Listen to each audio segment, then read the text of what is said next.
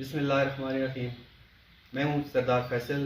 آج ہمارے ساتھ موجود ہے ضلع ایبٹ آباد کے پولیس کے سربراہ ظہور بابر افریدی صاحب. کرونا وائرس کی تیسری لہر کے پیش نظر حکومت نے آج سے لاک ڈاؤن شروع کر دیا ہے. یہ جتنے بھی ایس او پیز ہوتے ہیں ان پر عمل درآمد کروانے میں انتظامیہ کے ساتھ ساتھ سب سے بڑا رول پولیس کا ہوتا ہے. تو ہم نے کہا ظہور بابر افریدی صاحب کا اس حوالے سے موقف جان لیں. ایبٹ آباد ایک سیاحتی علاقہ بھی ہے, عید کی چھٹیاں بھی ہو رہی ہیں, لوگ یہاں پہ ٹورسٹ عید کے موقع پر کوشش کریں گے کہ یہاں پہ سیاحتی علاقوں میں آئیں. تو ڈی پی او صاحب یہ بتائیں کہ آپ کن کن جگہوں پہ ناکہ بندی کریں گے, کن کن علاقوں پہ لوگ نتھا گلی, ٹھنڈیانی, شملہ ہل, ہرنو, کدھر کدھر لوگ نہیں جا سکتے, ناکہ بندی کدھر کدھر ہوگی, کدھر کدھر آپ لوگوں کو روکیں گے اور کتنی نفری آپ تعینات کریں گے اس پہ؟ بسم اللہ الرحمن الرحیم. بہت بہت شکریہ سردار صاحب, آپ نے مجھے انوائٹ کیا یہاں پہ. جس طرح آپ نے بتایا کہ ایبٹ آباد جو ہے وہ ایک ٹورسٹ ڈیسٹینیشن ہے اور پورے ملک سے سیاح جو ہیں گرمیوں کے موسم میں یہاں پہ آتے ہیں, اور اس دفعہ آپ کو یہ بھی پتہ ہے کہ لانگ ویکینڈ بھی ہے اور کووڈ کی وجہ سے مکمل لاک ڈاؤن تھرو آؤٹ دی کنٹری انہوں نے فیڈرل گورنمنٹ اور پروونشل گورنمنٹس نے امپلیمنٹ کیا ہوا ہے.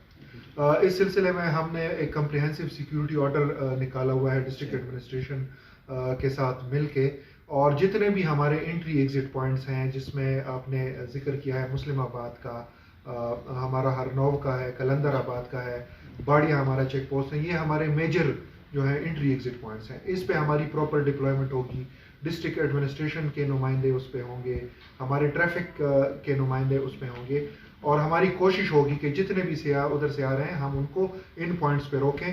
اور جتنے بھی ہمارے ٹورسٹ اسپاٹ ہیں جس میں آپ نے ذکر کیا ہے گلیات کے ہمارے ڈفرینٹ ٹورسٹ اسپاٹ ہیں, اس کے علاوہ ٹنڈیانی کا علاقہ ہے, سمندر کٹا کا علاقہ ہے, کچھ ہماری آبشاریں ہیں سجی کوٹ میں سمندر کٹا, اور یہ جتنے بھی پوائنٹس ہیں ہم تمام پہ ہم 144 کا نفاذ بھی ہو گیا ہے ڈی سی صاحب کی طرف سے, اور جتنے ٹورسٹ ہیں ان کسی کو بھی اجازت نہیں ہوگی. اس کے علاوہ میں آپ کو بتاتا چلوں کہ جتنے ریسٹورنٹس ہیں, ہوٹلز ہیں, وہ بھی بند کر دیے گئے ہیں, اور ان میں صرف ان کے سیکیورٹی گارڈز ہوں گے. اس کے علاوہ جتنا بھی ان کا عملہ ہے وہ گھروں کو بھجوا دیا گیا ہوا ہے, اور ہم نے ان کو سیل کر دیا ہے ڈسٹرکٹ ایڈمنسٹریشن کی مدد سے. اس کے علاوہ ہم نے اس دفعہ پہلی دفعہ یہ مہم چلائی ہے کہ جن جن اضلاع سے ایکسپیکٹڈ ہوتا ہے کہ ٹورسٹ آ رہے ہیں, جس طرح ہمارے پشاور, خیبر, مومند, چارسدہ, مردان, نوشہرہ, سوابی, تو ڈسٹرکٹ ایڈمنسٹریشن, ان کی جو ڈسٹرکٹ ایڈمنسٹریشن ہے اور پولیس ہے, ان کے سوشل میڈیا پیجز پہ, فیس بک پیجز پہ ہم نے پہلے سے یہ اناؤنسمنٹ کر دی ہیں اور ایڈورٹائز کر دیا ہے کہ وہاں سے جتنے بھی ٹورسٹ آئیں گے تو وہاں پہ ہی ان کو جو ان کے موٹر وے ٹول پلازاز ہیں وہاں پہ ناکہ جات لگائے جائیں اور ان کو روکا جائے. جی ڈی پی او صاحب یہ بتائیں کہ ہم نے پچھلی مرتبہ بھی دیکھا, کیونکہ پچھلے سال بھی کرونا عید جب ہوئی تو جو سر ایبٹ آباد کے رہائشی لوگ ہیں وہ کوئی لاہور میں سیٹل ہیں, کوئی اسلام آباد میں سیٹل ہیں, کوئی پشاور میں سیٹل ہیں, تو بعض لوگوں کے شناختی کارڈ بھی ادھر بنے ہوئے ہیں.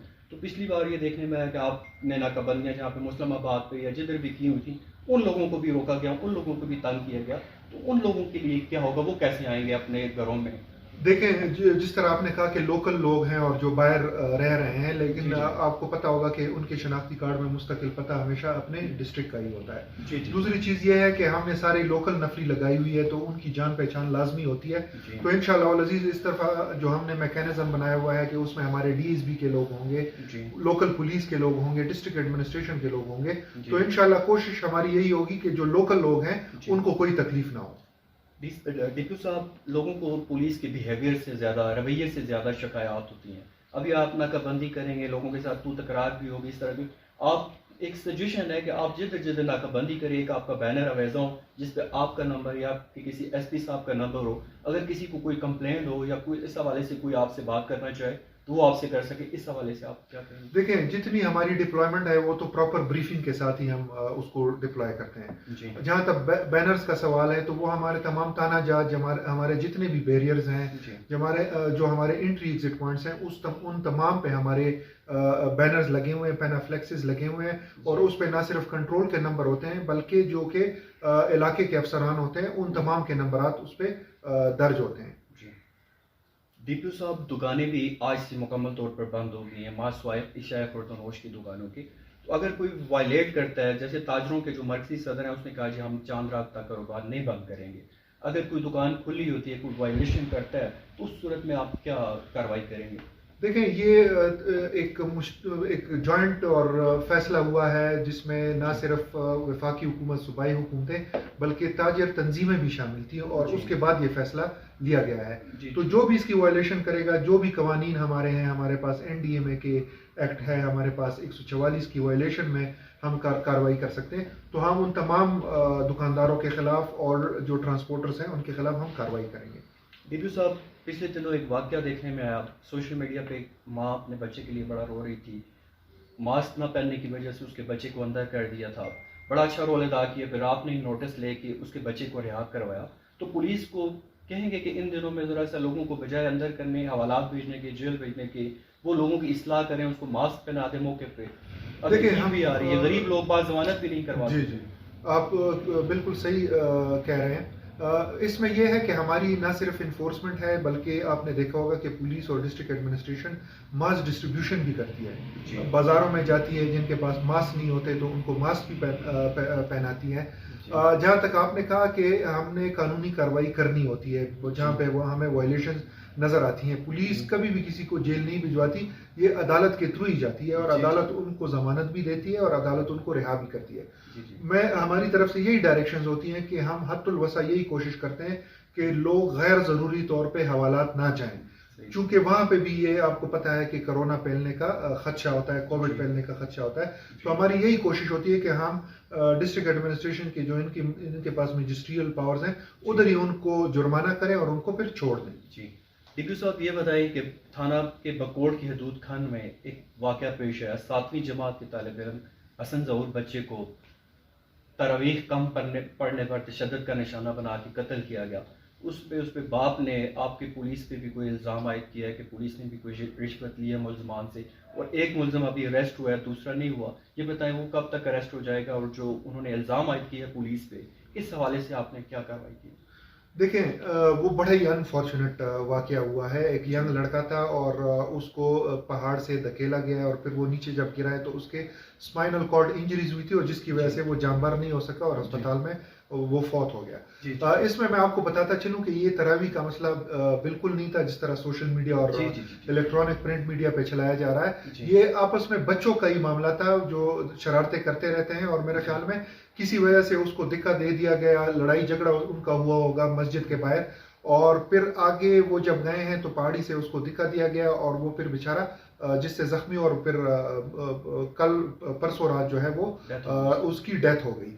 اس میں آپ کو جس طرح آپ نے کہا کہ 2 بندے نامزد کیے ہوئے ہیں، اور ابھی مجھے جو آخری اطلاع ملی ہے تو دونوں بندوں نے BBA کرا دیے، تو وہ شامل تفتیش ہو گئے. اور یہ BBA کرانا بھی جو ہے وہ پولیس نے ان پہ بہت زیادہ دباؤ ڈالا تھا، پریشر ڈالا تھا، ان پہ ریڈز کیے تھے، ان کے جو قریبی عزیز تھے ان کی ہم نے پکڑ دکڑ کی تھی، اور اس وجہ سے انہوں نے BBA کرائی، اور انشاءاللہ العزیز اس کی تفتیش جو ہے وہ میرٹ پہ ہوگی. جہاں تک آپ نے کہا کہ پولیس سے ان کو شکایتیں ہیں، وہ مجھے شکایت بالکل مل چکی ہے. میں نے اپنے ایڈیشنل SP صاحب کو ریٹن میں بھی بتا دیا ہے اور اس میں ہم انکوائری کر رہے ہیں. انفارچونیٹلی جس افسر پہ وہ الزام لگا ہے وہ ریٹائر ہو گیا ہے، لیکن میں انشاءاللہ العزیز میں ان کے ورثاء کو، یہ جو ڈیسیز ہے جو فوت ہوا ہے، ان کے ورثاء کو یہ میں باور کرانا چاہتا ہوں کہ اگر وہ کسی بھی کیپیسٹی میں اس نے جتنے بھی پیسے لیے ہوں، انشاءاللہ العزیز ان کے خلاف ہم نہ صرف قانونی کارروائی کریں گے بلکہ جو ڈپارٹمنٹ ہے ڈپارٹمنٹل کارروائی بھی اس کے خلاف انشاءاللہ ہوگی. ڈیپیو صاحب یہ بتائیے گا کہ منشیات کے حوالے سے پولیس بھی کافی کارروائیاں کرتی آ رہی ہے. جب سے آپ نے چارج سنبھالا آپ نے کافی منشیات فروشوں پہ ہاتھ ڈالا، اس کے باوجود یہ بتائیں کہ آپ کے تھانوں کی حدود میں ایکسائز والے کارروائیاں کر رہے ہیں اور بھاری مقدار میں آئس چرس برآمد کر رہے ہیں. مطلب ایسے لوگوں کو بھی ایکسائز والوں نے پکڑا ہے جن پہ کبھی پولیس نے ہاتھ نہیں ڈالا. تو یہ اپنے آپ لوکل پولیس کی اس کو کیا سمجھیں گے ان کی نائلی میں؟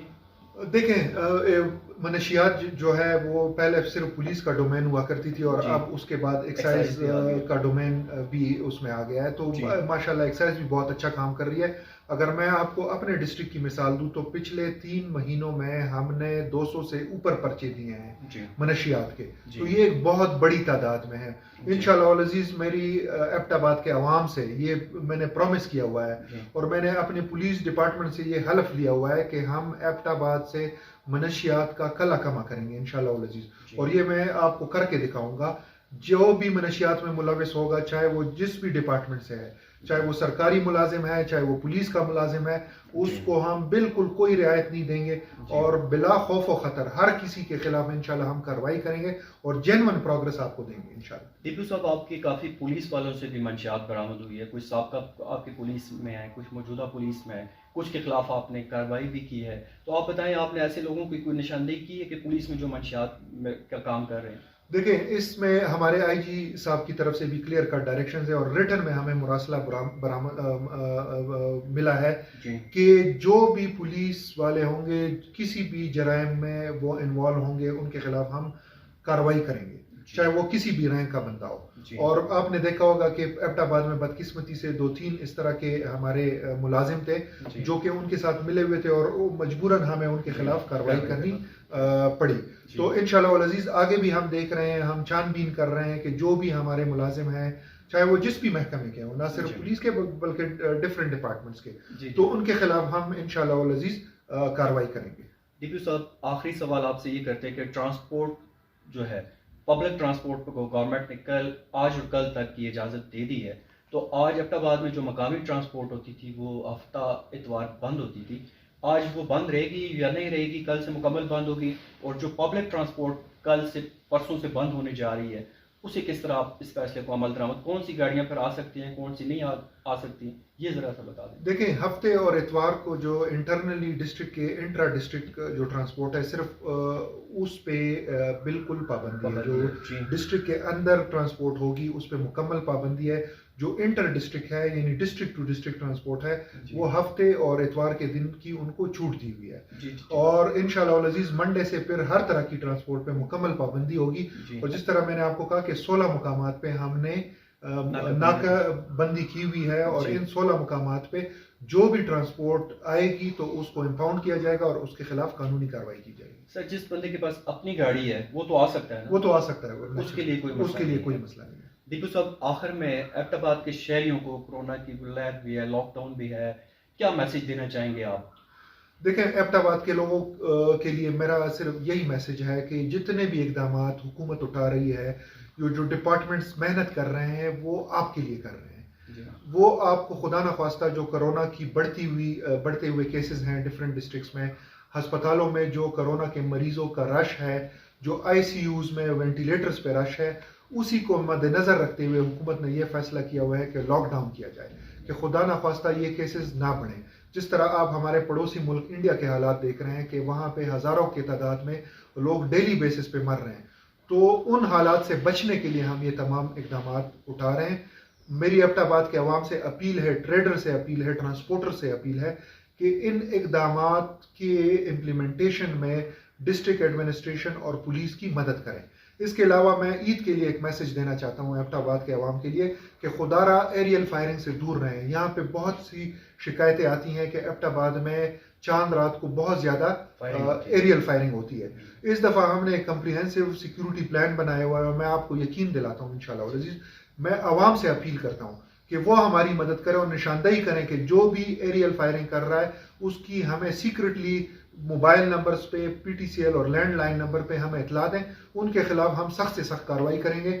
اور میری ان تمام لوگوں سے جن کا اگر ایریل فائرنگ کا ارادہ ہے، میں نے کلیئر کٹ اپنے تمام فیلڈ یونٹس کو کہا ہوا ہے کہ ان کی عید حوالات میں انشاءاللہ ہوگی، تو خدا را ایریل فائرنگ سے دور رہیں۔